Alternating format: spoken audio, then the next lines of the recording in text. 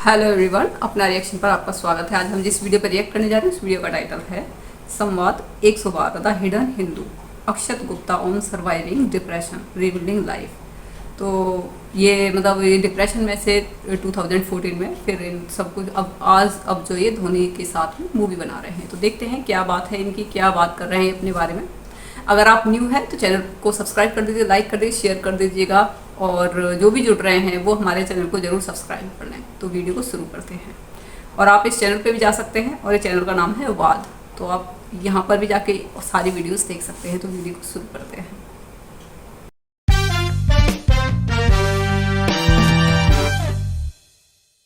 नमस्ते सर, कैसे हैं? बिल्कुल बढ़िया। बहुत बहुत धन्यवाद सर आने के लिए, अपना समय देने के लिए। बहुत बहुत धन्यवाद बुलाने के लिए, अपना समय देने के लिए। सर हम बात कर रहे थे अभी जी। कि किस तरीके से आपको इतना अच्छा रिसेप्शन मिल रहा है। आपकी बुक दिखा देता हूँ मैं, द हिडन हिंदू। इस पे बात करूँगा, लेकिन पहले आप पे बात करते हैं थोड़ी। क्या आपकी लाइफ जर्नी जो रही है जी। बहुत इंटरेस्टिंग है। जी। और जैसे मैं बात कर रहा था अभी, आपसे पूछ रहा था कि लोग जो आपकी बुक खरीद रहे हैं, मेरे ख्याल से 1 लाख कॉपी बिक चुकी हैं इसकी। अब 1.5 के आसपास। 1.5 लाख हो चुका है तीनों को मिला के, ट्रायलॉजी में। हाँ, मतलब फर्स्ट भी 1 लाख हो चुका है, उसके अलावा भी 1 आध लाख और हो गया। तीनों मिला के 2 के आसपास। 2 लाख। तो इतना अच्छा रिसेप्शन मिल रहा है आपको। और आपके जो इंटरव्यूज़ हैं उनको अगर देखा जाए, कॉन्वर्सेशंस को देखा जाए, तो मतलब करोड़ों में व्यू हो चुके हैं जी। तो आप को क्या ये मतलब एक्सपेक्टेड था, या ऐसे ही मतलब कुछ नहीं पता था कि क्या हो रहा है, या आपको कैसा लग रहा है कि इतने लोग सुन रहे हैं आपको, इतने लोग अच्छे से आपकी बुक्स खरीद रहे हैं, आपको पसंद कर रहे हैं? मुझे ऐसा लगता है आर्यन जी की एक्सपेक्टेड तो नहीं था पहली बात, पर क्या होता है ना कि कुछ अच्छी चीज़ होती है या बुरी चीज़ होती है, तो आप स्पेकुलेट करते हैं, आप एनालाइज करते हैं। और एक शब्द है जो BBA में ख़ास तौर पे पढ़ाया जाता है, उसको कहते हैं SWOT एनालिसिस, है ना। SWOT, SWOT, strength, weakness, opportunity, threat. तो हम लोगों को कंपनीज़ का और प्रोडक्ट्स का SWOT एनालिसिस बताया जाता है। वही टीचर्स हमको ये नहीं बताते हैं कि बेटा हर 6 महीने में अपना भी SWOT एनालिसिस किया करो, क्योंकि SWOT एनालिसिस एक ऐसी चीज़ है जो हर चीज़ पे हो सकती है ना। मतलब हर वीक पे भी हो सकती है।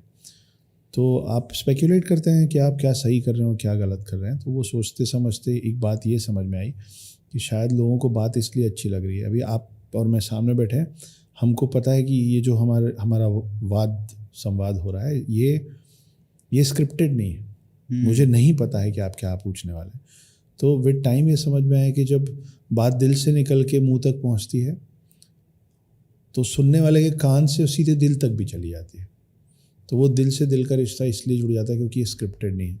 और यही बात में मुझे लगता है कि किताब के साथ भी है कि जब लिखना शुरू किया था तो रीडर्स के लिए या पब्लिशर के लिए नहीं लिख रहा था, अपने बेटे के लिए लिख रहा था। सिर्फ उसको समझाना था कि देखो बेटा, मैंने आपको जब मैं मिस कर रहा था तो this is how I was missing you, कि मैंने आपके लिए कहानी लिखी है। बस हुआ ये कि मुझे लगा था 4-6 महीने में समझा बुझा के मैं उनको वापस ला पाऊँगा, और मैं तब तक लिखता रहूँगा जब तक वो नहीं आएंगे, ताकि जब वो आए तो मैं उनको बता पाऊँ कि this is how I was missing you. अब वो आए ही नहीं, तो वो इस पे थोड़ा जाते हैं कि क्या कहानी है। आप जो बात जिसका संदर्भ दे रहे हैं जी, उसकी बैक स्टोरी भी बताना पड़ेगा। हाँ, तो बैक स्टोरी ये है कि मैं बहुत कम उम्र में मैंने और मेरी एक्स वाइफ ने लव मैरिज की थी। और कितने साल के थे आप? मैं 22 साल का था। तो बहुत रेयर है।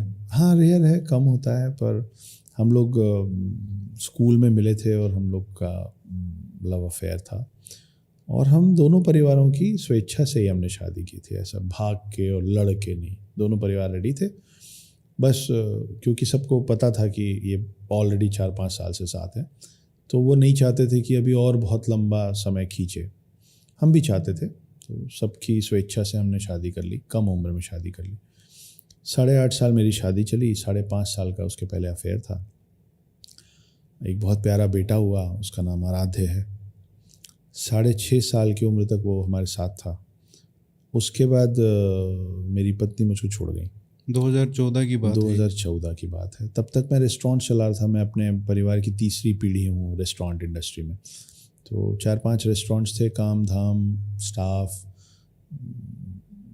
घर, पैसा, गाड़ी, घोड़ा, जो एक सामाजिक तौर पे जो आप कहते हैं ना कि ये मापदंड है एक सफल इंसान का, तो वो उस सफलता के पैमाने में मैं बिल्कुल खरा बैठा हुआ था उस समय कि ऐसी कोई चीज़ नहीं थी जो मेरे पास नहीं थी। वो मान सम्मान हो, वो सोशल सर्कल हो, वो पैसे हो, वो रुतबा हो, वो गाड़ी हो, स्टाफ हो, वो अपना बहुत बड़ा घर हो, वो एक भरा पूरा खुशहाल परिवार हो, वो सब था। घर में कुत्ता भी था तो रेमंड्स दी कंप्लीट मैन टाइप की लाइफ चल रही थी। एक चीज़ जो नहीं थी वो एक चीज़ जो मेरे पास नहीं थी वो था वक्त, क्योंकि बहुत कम उम्र में 4-5 रेस्टोरेंट संभालने वाला काम आसान नहीं है, तो समय कम दे पाता था। इस बात ये गलती है मेरी तरफ से।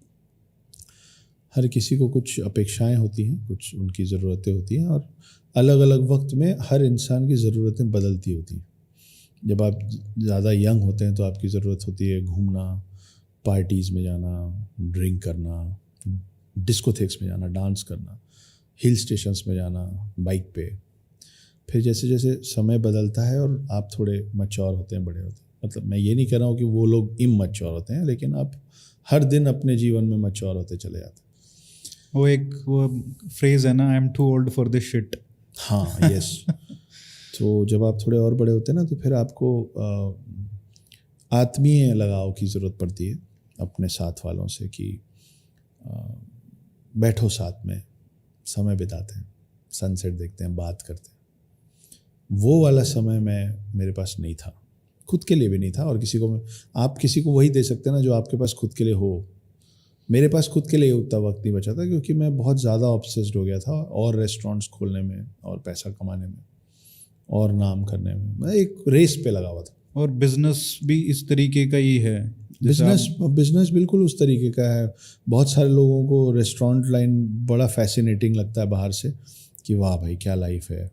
और आप अनगिनत लोगों से मिलेंगे जो कुछ भी करते होते हैं ना, उनके 2-3 सपने होते हैं।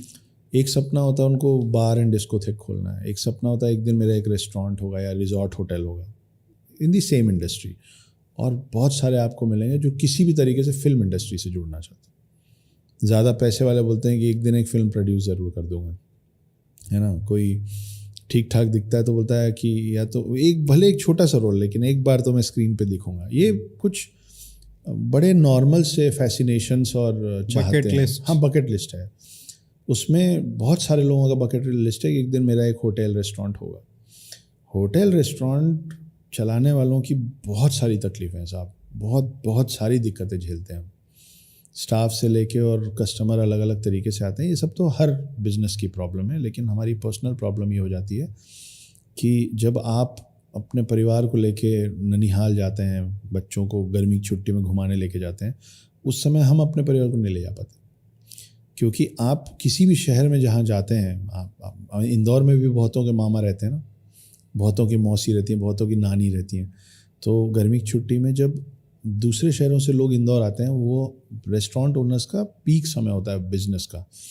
तो उस लिहाज से हमारे पीछे जो हमारे परिवार के लोग हैं, उनमें बड़ी खलिश हो जाती है, उनमें बहुत बड़ा एक वैक्यूम क्रिएट हो जाता है कि हम जब जो सब करते हैं वो हम नहीं कर पाते। और ये सिर्फ छुट्टियों की बात नहीं, ये हर वीकेंड, हर हफ्ते की बात है कि जब फ्राइडे की शाम को आप प्लान करते हैं कि अब 2 दिन में अपने परिवार को, अपने दोस्तों के साथ 3 घंटे की ड्राइव करके एक रिजॉर्ट में जाके, हम जैसे मैं मुंबई में रहता हूँ, फ्राइडे के लिए नॉर्मल है कि लोनावला चले जाओ, खंडाला चले जाओ, है ना, पंचगनी चले जाओ, ये सब पास में। हमारा वो पीक टाइम है काम करने का। फ्राइडे इवनिंग से जो भीड़ शुरू होती है वो संडे रात को 2 बजे 3 बजे तक चलती रहती है। उस समय हमारे साथ वो सपने देखने वाले जो लोग होते हैं ना कि हमारी लाइफ ऐसी होगी, उनकी लाइफ ऐसी नहीं रहती। आप तो व्यस्त रहते हैं क्योंकि आप तो काम कर रहे हैं। वो जो पीछे बैठ के वेट कर रहा है ना आपके आने का, जो यूजुअली पत्नियां होती हैं, बच्चे थोड़े बड़े होते हैं तो बच्चे होते हैं। ये मैं दोनों पर्सपेक्टिव से आपको बता रहा हूँ। मैं एज एन ओनर भी बता रहा हूँ और मैं उसके पहले बेटा भी रह चुका, क्योंकि मैं अपनी फैमिली का 3rd जनरेशन हूँ। तो मैंने अपने पिता को भी वैसे ही देखा कि हम 2-2 बजे रात तक वेट करते थे कि डैड आएंगे तो खाना खाएंगे। फिर माँ डांटती थी कि 2 बजे तुम लोगों का डिसिप्लिन ख़राब हो रहा है, खाना खाओ, सोने जाओ। तो हमको खिला दिया जाता था 9 बजे 10 बजे हम सो जाते थे। लेकिन वो 9 to 5 जॉब वाले जो पिता होते हैं, हालांकि बच्चों को हमेशा ही शिकायत रहती है, वो 9 to 5 वाले पिता से भी बच्चों को शिकायत रहती है कि आपने जीवन में किया क्या। हाँ ठीक है, अब उस पिता को लग रहा है कि मैं रोज़ तुम लोग के साथ बैठ के शाम को खाना खाता हूँ यार, इतना समय देता हूँ। उनकी शिकायत ये है कि समय तो देते थे, पैसा कहाँ है। वैल्यू मतलब टेकन फॉर ग्रांटेड बेसिकली, जो भी हमको मिलता है हम उसको सोचते उसके हैं। अलावा चाहिए। तो वो ऑफिस गोइंग पिता के बच्चों की दिक्कत ये है कि बहुत सारा पैसा नहीं है, हम बिजनेस करना चाहते हैं, आप चाहते हो कि हम भी आपके जैसे खट खट के मर जाएं। उस पिता का भी मुंह नीचे हो जाता है कि यार the best thing that I could have given you was my time. हम आते हैं एक बिजनेस फैमिली से जिनके पिता बहुत पैसा कमाए। जब हम पीछे पलट के देखते हैं तो हमको लगता है कि हमको थोड़ा और वक्त चाहिए था। मेरे पिता मेरे बेस्ट फ्रेंड हैं, आज भी हम लोग का बहुत ही प्यारा रिश्ता है एक दूसरे से, लगभग रोज़ बात होती है। मैं 40 साल का हूँ उसके बावजूद भी। लेकिन अगर कभी मेरे डैड पूछेंगे कि बेटा तुमको शिकायत क्या है, तो मैं बोलूँगा डैड बचपन में आपके साथ और बार बैठ के खाना खाना था, वो नहीं हो पाया। तो बच्चों का काम है शिकायत करना, और पिता कितना भी कुछ कर लें कुछ ना कुछ शिकायत छोड़ ही जाते हैं। वो बच्चों को तब समझ में आता है जब वो खुद पिता बनते हैं। तो मैं पिता भी रहा हूँ और पुत्र तो हूँ ही, तो मेरे को मालूम है कि मैं उस समय अपने बेटे को क्या नहीं दे पा रहा था, और इस होड़ में नहीं दे पा रहा था कि मैं जो कर रहा हूँ उसी के लिए तो कर रहा हूँ। पर अब समझ में आया एक दिन अचानक से कि जब मेरी पत्नी चली गई मेरे बेटे को लेके। बट वो उसकी शुरुआत कैसे हुई? How did you find out? Oh you want to go in the integrities of it. मेरे एक बहुत अच्छे दोस्त हैं। देखिए मैं अपने बारे में आपको सब बता सकता हूँ, पर मैं किसी का नाम लेके दूसरों के बारे में बोलूँगा तो ठीक नहीं रहेगा। तो मैं नाम से किसी को कोट नहीं करने वाला। मेरे एक बहुत अच्छे दोस्त हैं, तो हम असल में छत्तीसगढ़ के। तो छत्तीसगढ़ से मैं जब इंदौर शिफ्ट हुआ था तो ना मैं किसी को जानता था ना कोई मुझे जानता था। तो वो उस समय के दोस्त हैं जब उन्होंने मुझे देखा है इंदौर शहर में बस में चलते और पैदल चलते। कॉलेज लाइफ थी, स्ट्रगलिंग टाइम था, और वही शख्स मुझे बाद में मेरी पहली मोटरसाइकिल खरीदते देखा, मेरी पहली कार खरीदते देखा, एक छोटे किराए के घर से बड़े किराए के घर में शिफ्ट होते देखा, फिर उस बड़े किराए के घर से एक छोटे खरीदे हुए घर पे शिफ्ट होते देखा, और फाइनली 2011 में मैंने एक अपने घर का इनॉग्रेशन किया जो बहुत ही बड़ा घर था। मतलब वो मैंशन था इंदौर के हिसाब से ह्यूज। जब वो उसके इनॉग्रेशन में आया तो उसने मेरा एक पूरा सफ़र, एक आर्क देखा था कि ये कहाँ से शुरू हुआ था और कहाँ पहुँचा है। तब तक 5 रेस्टोरेंट्स, नौकर चाकर, मान सम्मान सब करेक्ट हो गया था। तो पार्टी के बीच में वो मेरे को कोने में लेके गया और वो उसके आँख से आंसू निकला। वो अच्छा ड्रिंक विंक नहीं करता है, वो बहुत साफ़ सुथरा व्यक्ति है। तो वो जो रो रहा था वो शराब नहीं रो रही थी, वो खुद रो रहा था खुशी से। वो बोला मैं तेरा सफ़र देखा हूँ अक्की, मेरे दोस्त यार मुझे अक्की, मेरा बेटा भी मुझको अक्की बोलता था। मैं चाहूँगा कि जब मेरे से वापस मिले तो मुझको अक्की बोल के ही संबोधित करे। अक्की के पीछे आप लगता था हमेशा, अक्की आप ये कर दीजिए, अक्की आप वो कर दीजिए, पर मतलब उसके लिए पापा और डैडी का सिनोनिम अक्की था। तो वो मुझे कोने में दोस्त लेके गया, बोले देख सब बढ़िया चल रहा है भाई, थोड़ा सा आप घर पे भी ध्यान दे ले। तो वो पहला वो अलार्मिंग बेल था। मैं बोला मतलब, बोले मैं ज़्यादा नहीं बोलूँगा पर कॉल डिटेल निकलवा, समझ में आ जाएगा। जब मैं, और उस समय तक मेरी शादी को 5.5-6 साल हो गया था, 5.5 साल हो गया था। पहली बार मैंने कॉल डिटेल निकलवाया और कॉल डिटेल में लगातार एक शख्स का नंबर दिखा। तब समझ में आया कि शायद और समय देना चाहिए था। फिर हमने 1-2 बार हम दोनों साइड से हमने कोशिश की कि देखिए क्या होता है ना कि आप 2 लोग हैं तो बड़ा आसान है कि अपने अपने रास्ते निकल जाओ, लेकिन आप 2 लोगों ने मिलके एक निर्णय लिया है एक जीवन को दुनिया में लाने का, आपका बेटा, आपका बच्चा। उसके बाद आसान नहीं होता अलग अलग रास्ते चले जाना। तो हम दोनों ने कोशिश की कि हम उसको सॉर्ट आउट करें और बाहरी व्यक्ति को बाहर किया जाए, फिर से नई शुरुआत की जाए। पर वो पुराने लोग गलत नहीं बोल के गए कि एक बार गांठ लग जाती तो लग जाती। और अब तो आप देखिए ना कि कुछ चिपकाने के लिए अगर फेविक्विक का यूज़ करते हैं तो हाथ भी तो ख़राब हो जाता है ना। तो अब चिपकाने और सुधारने के चक्कर में कई बार ज़्यादा चीज़ें ख़राब हो जाती। तो वो हुआ। फिर फाइनली मेरी वाइफ एक दिन उन्होंने डिसाइड किया, और वो उनको मेरे एक दोस्त से प्यार हो गया था।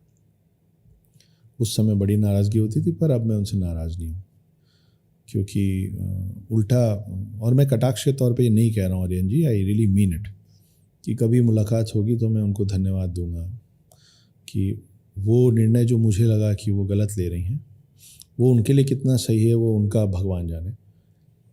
उनका वो निर्णय जो मुझे लगा कि गलत है, आने वाला समय, आने वाला वक्त मुझे मजबूर कर दिया है ये बोलने के लिए कि उनका वो गलत निर्णय मेरे लिए बहुत सही था। नहीं तो मैं रेस्टोरेंट चलाता रहता, परेशान होता रहता, मैं कभी सोचता भी नहीं बॉम्बे आके राइटर बन जाने का। तो कभी मुलाकात होगी तो मैं उस बात के लिए उनको धन्यवाद दूंगा कि जानबूझ के मेरा भला किया या गलती से किया, पर किया तो वो जो होता है अच्छे के लिए होता है। वो उसका सबसे बड़ा एग्जाम्पल मेरे लिए मेरी पत्नी है, एक्स वाइफ। और वो कितनी अच्छी पत्नी थी और मैं कितना बुरा पति था, इस पे तो वाद विवाद होता रहेगा। पर जब तक वो मेरे साथ थी, वो एक अच्छी मदर थी। वो मेरे बेटे का बहुत अच्छा ख्याल रखती थी। किसी में भी सब अच्छा और किसी में भी सब बुरा नहीं होता है। आसान होता है कि एक ही की गलती है। कोई भी रिश्ता टूटता है तो दोनों की गलती होती है, किसी की ज़्यादा किसी की कम हो सकती है, पर गलती दोनों की होती है। लेकिन जब ये हो रहा था तब तो आपको नहीं लगा होगा, अब तो थोड़ा यू कैन सी कि एक गैप आ गया है समय में, समय के बाद कुछ ना कुछ हील होता ही है जी। और थोड़ी समझदारी भी आती है। तो जब ये हो रहा था तो आपको तो नहीं लग रहा होगा कि मेरी गलती है? नहीं, मुझे नहीं लग रहा था, क्योंकि मुझे तो यही दिखता था कि मैं जितना दौड़ भाग कर रहा हूँ क्यों कर रहा हूँ, आप ही लोग के लिए तो कर रहा हूँ। और आपने ठीक कहा कि थोड़ी मैच्योरिटी तो आती है।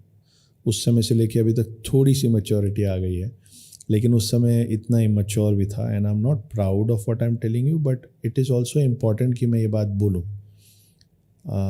इसलिए बोलूँ कि सुनने वालों को ये समझ में आए कि यार इतने बुरे के बाद भी अगर आप खड़े हो और ज़िंदा हो तो आपका वक्त और आपका जीवन सिर्फ बदल नहीं सकता है, बहुत हद तक सुधर भी सकता है। तो 2014 में मैं इतना डिप्रेस था कि मैंने सुसाइड अटेम्प्ट किया था। मैं 5 दिन अस्पताल में था, बहुत बुरी स्थिति में था। कईयों ने मान लिया था कि अभी जा चुका है, वापस नहीं आएगा। वहाँ से निकल के और मुंबई आना, वहाँ पे बिना किसी फॉर्मल ट्रेनिंग और बिना किसी गॉडफादर के ये डिसाइड करना कि चलो राइटिंग करेंगे, कोशिश करेंगे। ये सब तो इसीलिए हो पाया ना क्योंकि मैं अपनी कोशिश में असफल हो गया, मरने की कोशिश में। तो अच्छा ही हुआ। अब ये थोड़ा सेंसिटिव टॉपिक है और शायद पता नहीं मुझे डिस्कस करना चाहिए या नहीं, क्योंकि पर मेरे पास कोई क्वेश्चंस की ऐसी प्रिपेयर्ड लिस्ट तो है नहीं। कीजिए। नहीं, ये औरों के लिए भी है, क्योंकि जब हम इस टॉपिक पे बात करते हैं, जैसे सुसाइड का है, आपके पास ठीक है आपकी बीवी चली गई या बच्चे को लेके, लेकिन आपके माता पिता भी हैं, आपके भाई हैं, आपका पूरा और परिवार भी है।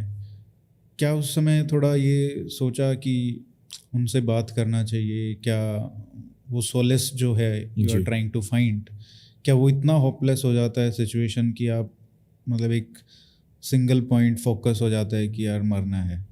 जी, तो क्या होता है ना आर्यन जी कि डिप्रेशन ओवरनाइट नहीं आता है। डिप्रेशन बहुत धीरे धीरे बहुत सारी वजहों से आता है, वो पाइल अप होता रहता है। तो कुछ चंद लाइनें लिखी थी मैंने थोड़े समय पहले, वो आपके सवाल का बहुत सारा जवाब उसमें है शायद, जो नहीं है वो मैं इसके बाद दे दूंगा। कि दीवार पे जो सीलन होती है जिसको सीपेज कहते हैं, तो मैंने लिखा था कि दीवार पे जब सीलन पड़ती है तब मालूम होता है कि कतरा कतरा कर पानी रिस रहा था अंदर ही अंदर धीरे धीरे कहीं। क्या होता है कि जब अंदर सीलन दिखनी शुरू होती है ना, वो दीवार का लास्ट स्टेज ऑफ कैंसर है। उसको जितना नुकसान होना है वो हो चुका है, क्योंकि बाहरी दीवार पे कब पानी पड़ा, कब वो प्लास्टर को तोड़ के अंदर गया, कब वो ईंट के बीच से सीमेंट से होता हुआ अब अंदरूनी दीवार पे दिख रहा है। फिर आप उस दीवार को अंदर से पोतते रहिए, कोई भी कलर पेंट कीजिए, वो थोड़े दिन में उभर के आएगा। उसका नुकसान जितना होना था हो चुका है। तो दीवार पे जब सीलन दिखती है तब मालूम पड़ता है कि कतरा कतरा कर पानी रिस रहा था अंदर ही अंदर, धीरे धीरे कहीं। मुझे शक है कि ऐसा सिर्फ वीडियो को रोकते हैं और काफ़ी इंटरेस्टिंग इनकी स्टोरी है और बड़ा दुख भी होता है इस तरीके से। और कहीं ना कहीं जब मतलब थोड़ा सा वाइफ को भी समझना चाहिए था। मुझे तो इनकी वाइफ की ही गलती लगी इसमें, क्योंकि जब आदमी जब कमाने के लिए बाहर जा रहा है सुबह से शाम तक, वो अगर टाइम नहीं दे रहा है तो इतनी मैच्योरिटी तो उनके अंदर होनी चाहिए कि वो जो है अब एक, क्योंकि एक आदमी किसके लिए कमाता है? अपनी फैमिली के लिए, पूरे दिन से रात तक लगे रहते, तो इतनी अंडरस्टैंडिंग होनी चाहिए। और अगर ज़्यादा ही अगर आने जाने का या वैसे मन है तो मतलब आप हस्बैंड वाइफ के बीच में ऐसी अंडरस्टैंडिंग होनी चाहिए कि अगर मान लो हस्बैंड उसको टाइम नहीं दे पा रहा है तो वो अपना अकेले जाकर अपने बच्चे के साथ में अपने फैमिली से भी मिल सकती है, अपने फ्रेंड से मिल सकती हैं, लेकिन इसका वो गलत वो ना उठाएं, ठीक है ना। तो कई बार हस्बैंड टाइम नहीं दे पाते हैं, लेकिन क्या होता है कि वो जो एज होती है 22 ईयर्स या 23, ये जो 30 ईयर्स तक की जो एज होती है, इसमें एक तो मैच्योरिटी बिल्कुल नहीं होती, ठीक है। मैच्योरिटी धीरे धीरे ही आती है, तो बहुत सारी चीज़ें तो हम इतनी गलत कर जाते हैं और हमें उस वक्त बिल्कुल भी महसूस नहीं होता, हमें लगता है कि हम बिल्कुल सही कर रहे हैं।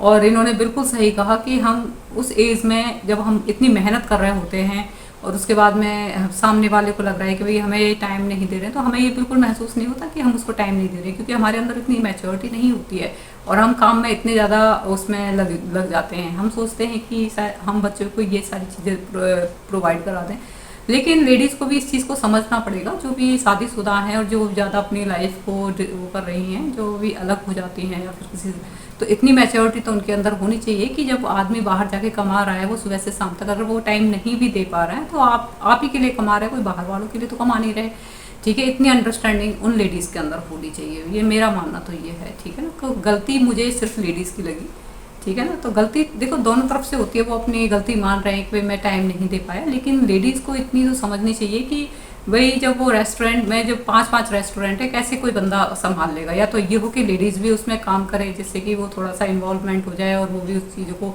या फिर उस लेडीज़ को 5 और रेस्टोरेंट देते, फिर उससे कहो कि अब तू मेरे लिए टाइम निकाल, ठीक है ना, कि भाई ऐसा करो 5 रेस्टोरेंट हैं, आप इनकी वो करो जैसे भी करना है, और फिर मेरे लिए वीकेंड में टाइम निकालो, तो फिर लेडीज़ को पता चलेगा कि टाइम कैसे निकाला जाता है। तो ये समझने की वाली बात है, इमेच्योर हरकतें होती हैं। हम क्या सोचते हैं कि हमने मतलब लव मैरिज करते हैं, जैसे लोग शादी से पहले बहुत घूमना फिरना होता है, वो ये सोचते हैं कि लाइफ बिल्कुल जस्ट ऐसे ही चलेगी, शादी के बाद नहीं, बिल्कुल बदल जाती है।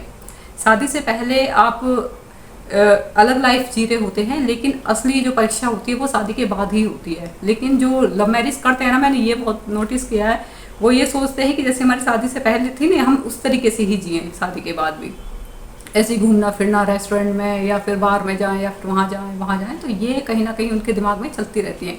इसलिए लोग बाग जो है, जो लड़के वाले जो होते हैं मैक्सिमम, वो अरेंज मैरिज को ज़्यादा प्रेफरेंस देते हैं, क्योंकि फिर वो इस तरीके की बातें नहीं आती हैं, वो भी कहीं ना कहीं सही होते हैं, क्योंकि लव मैरिज में वो, जबकि क्या है कि आप अगर एक जैसा कपड़े एक जैसे ही आप पहनते रहोगे तो आपको चेंज तो करना पड़ेगा ना। तो उसी तरीके से उनको भी, लेडीज़ को भी सोचना चाहिए कि शादी से पहले की लाइफ डिफरेंट होती है, उसके बाद की डिफरेंट होती है, ठीक है। थोड़ा सा जेंट्स को भी सोचना चाहिए कि भाई चलो ठीक है, आप घूमने फिरने नहीं लेके जा रहे हो तो कम से कम ज़्यादा नहीं 15-20 मिनट आप अपनी फैमिली को वैसे टाइम दो, या फिर आप ओवर द फोन आप बात करते रहो, बिल्कुल डिस्कनेक्ट मत हो जाइए। ज़्यादा डिस्कनेक्ट हो जाएंगे तो फिर प्रॉब्लम हो जाएगी। फिर क्या है कि एक लेडीज़ भी क्या होती है, उसमें डिप्रेस होना शुरू हो जाती है। डिप्रेशन बहुत ही ज़्यादा, आप ये समझ लीजिए बहुत खतरनाक बीमारी हो जाती है, ठीक है। वो बिल्कुल अंदर से इतनी ज़्यादा कमज़ोर हो जाती है वो, कि उसको लगता है एंजाइटी की शिकार हो जाती है वो, जरा सी बातों में उससे घबराहट हो जाती है, या फिर बहुत सारी प्रॉब्लम्स एक साथ हो जाती हैं उससे, ठीक है। तो ये है कि अगर मान लो आप बहुत ज़्यादा वर्क कर रहे हैं, 5-5 रेस्टोरेंट संभाल रहे हैं, अब मैं इनकी बात नहीं कर रही, लाइफ में बहुत सारा सबकी लगभग एक जैसी ही लाइफ होती है,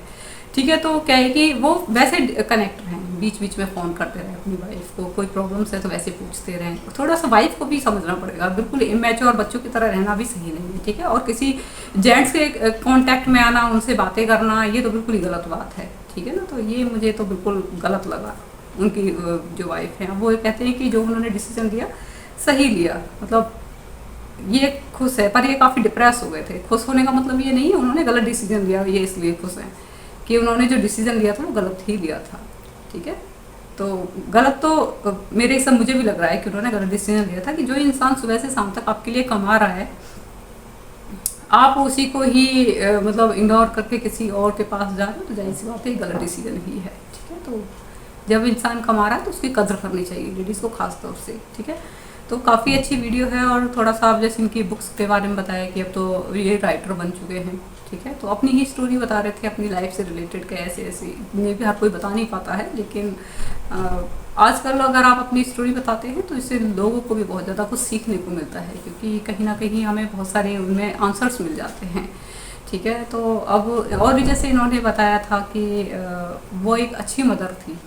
ठीक है, हर कोई लेडीज़ अच्छी मदर ही होती है, जब वो उस बच्चे हो जाते हैं तो वो अपने बच्चे की बहुत केयर करती हैं। ठीक है, और लेकिन वो एक अच्छी वाइफ मेरे हिसाब से तो नहीं थी। ठीक है ना, जो लेडी अपने हस्बैंड को छोड़ के चली जाए, मुझे नहीं लगता कि वो इतना पेशेंस लेडीज़ के अंदर होना चाहिए कि वो अपने घर को संभाल के रखे अगर आदमी बाहर कमा रहा है। हाँ, अगर मान लो आदमी ये है कि उसका कहीं अलग कोई अफेयर है या फिर वो कोई मतलब धोखा दे रहा है, जब अलग मैटर है। लेकिन जब आदमी बिल्कुल साफ सुथरा है, वो मतलब बिल्कुल बेचारा सुबह से लेकर शाम तक काम करे जा रहा है, उसके बाद भी अगर आप इस तरीके की हरकतें कर रहे हो तो आपकी गलती है, आदमी की कोई गलती नहीं है। ठीक है, जब आदमी कुछ इमेच्योर भी होते हैं उस एज में, ये भी समझना चाहिए, दोनों ही इमेच्योर, वो लेडीज़ भी इमेच्योर थी तभी वो किसी के कांटेक्ट में आ गई। अदरवाइज यही एज अगर 35 की होती उनकी, या फिर 35 की नहीं 37 की होती या कुछ होती, तो बिल्कुल भी वो नहीं जाती, क्योंकि एक मैच्योरिटी आपके अंदर आ जाती है, आपके जो शौक होते हैं वो भी चेंज हो जाते हैं। क्योंकि जो हम 21 से लेकर 30 की जो एज होती है, हम इन उल्टी जगह वैसी जगहों पे ज़्यादा घूमना फिरना पसंद करते हैं, ड्रिंक हो गया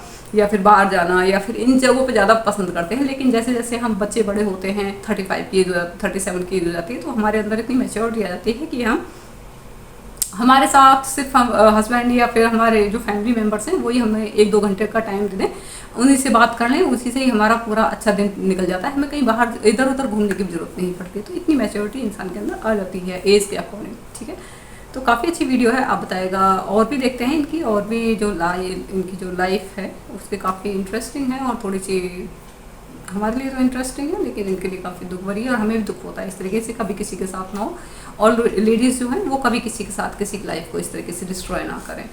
ठीक है, तो काफ़ी अच्छी वीडियो है, आप बताएगा आप को कैसा लगा हमारा रिएक्शन। ऐसा नहीं है कि मैं लेडीज़ हूँ तो लेडीज़ की तरफदारी करूँगी, अगर लेडीज़ गलत है तो मैं गलत ही बोलूँगी उसको, इसमें कोई वो नहीं है कि मैं उसको मतलब उसकी कि हाँ जी आदमी की गलती है। आदमी की जब गलती है ही नहीं तो क्यों बताएं कि वो आदमी की गलती है, लेडीज़ की ही गलती है। ठीक है, तो अब बताएगा आपको कैसा लगा हमारा रिएक्शन। अगर आपको ये वीडियो पसंद आई तो आप ये इस चैनल को सब्सक्राइब कर दीजिएगा, लाइक कर दीजिएगा, शेयर जरूर कर दीजिएगा। जय श्री राम।